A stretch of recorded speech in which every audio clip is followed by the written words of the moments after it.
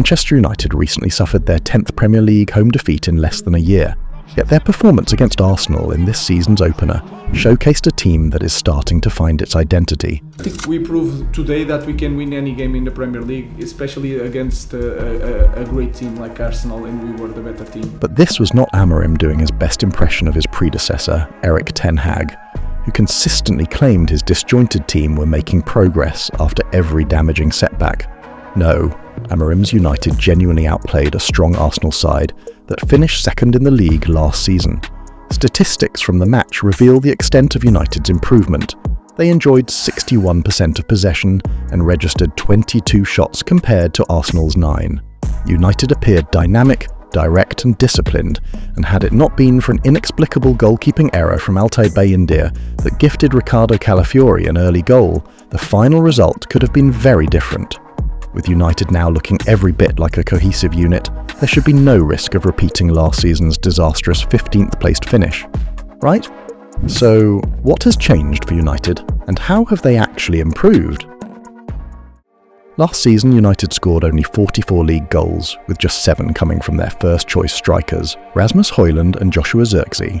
To remedy this, Amorim prioritised revamping the attack, investing £133 million in proven Premier League talents Cunha and Bryan Mbeumo. This investment already looks like money well spent. Cunha emerged as Arsenal's chief tormentor, completing 4 of his 6 dribbles, more than any other player on the pitch. In one standout sequence, he raced past 5 Gunners defenders after picking up the ball in his own half, attempting an early strike to catch Raya off guard, though he ultimately botched the execution. He managed 4 shots overall and won 7 of his 14 ground duels, showcasing passion and determination. Mbeumo matched his intensity despite being more tightly marked on the right flank, using a mix of pace and intelligent movement to get in behind regularly. Bruno Fernandes, operating in a deeper role, finally has runners to support him. Once £74 million striker Benjamin Sesko is fully integrated, United should have enough firepower to overwhelm any opponent. Mason Mount also offered plenty of energy and technical quality in an unfamiliar false 9 role, providing Amorim with another useful option in the final third as the season progresses. Fernandes was influential in the number 8 role, ranking top for clear chances created with 5, while he also did his job defensively by covering 10.9 kilometres across his 96 minutes on the pitch. He frequently broke through the lines but was content to let Cunha and Mbeumo provide the main goal threat. Casemiro was equally impressive at the base of midfield, defying critics who continue to claim the Real Madrid legend's legs are gone at 33. He recorded an 83% pass completion rate and won 75% of his duels, giving up the ball only 3 times. Fernandes and Casemiro won the midfield battle despite being outnumbered by Declan Rice, Martin Odegaard and Martin Zubimendi.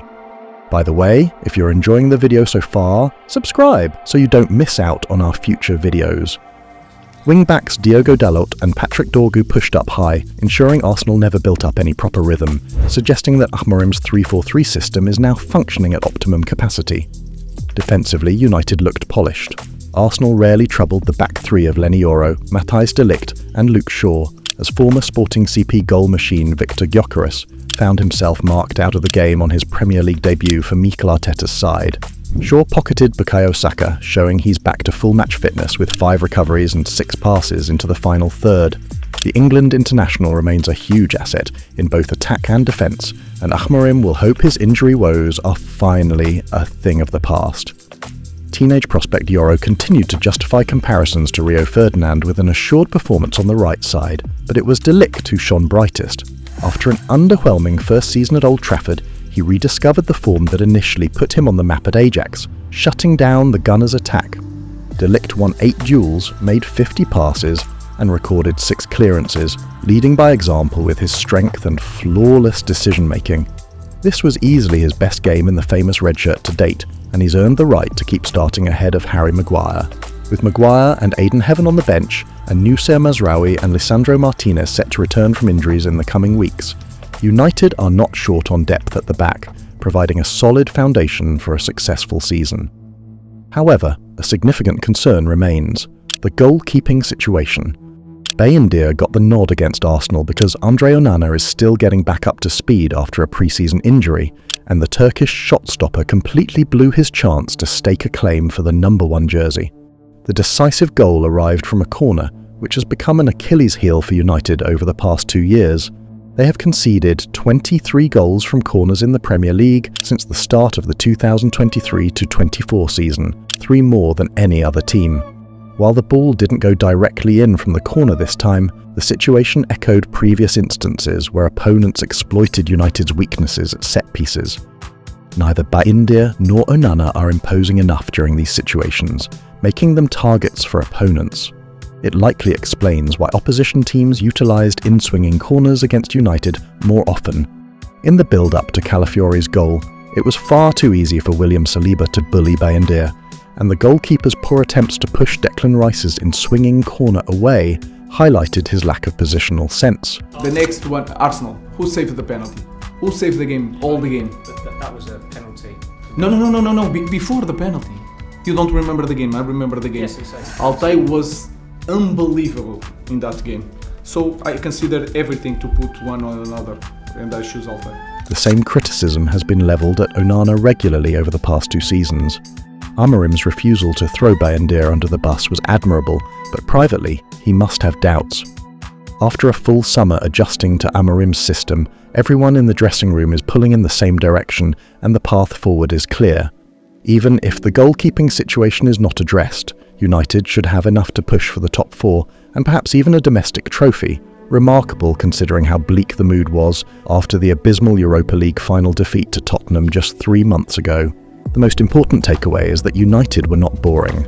Under Amorim, who has faced 15 losses in just 28 Premier League games, the fewest games needed by any manager not in charge of a newly promoted side to reach that milestone, the focus has shifted to entertaining supporters.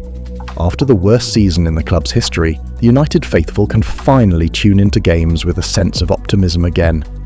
Not being in Europe could turn out to be a huge blessing in disguise for the Red Devils, who now have more breathing space between matches than their top 6 rivals. Building momentum starts with a convincing victory away at Fulham next weekend.